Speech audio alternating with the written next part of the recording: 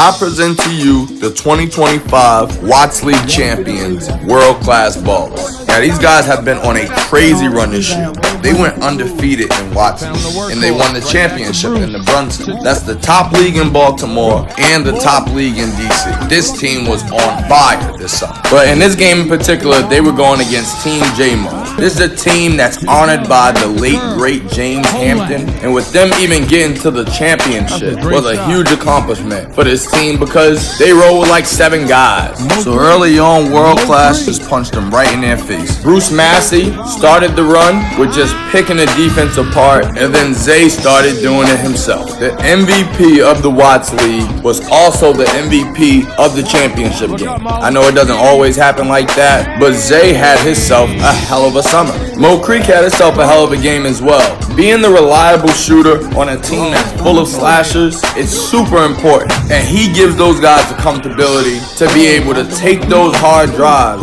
into the paint, engage a double team, and then dish it out, knowing it's money. If I'm being honest, everyone played well in this game. The role players were locked in on a world-class ball, so they didn't miss a beat. Even in times when they had subs, everything was clicking. You had J-Dub back on the floor from his foot injury. He shot the ball at over 50% and got a ton of steals. Big man Anthony the Workhorse Smith did his job with taking out the biggest threat of the game, which was the big man for the other team, Danny, so that his guards could really have their fun. And that's where the scoring difference was.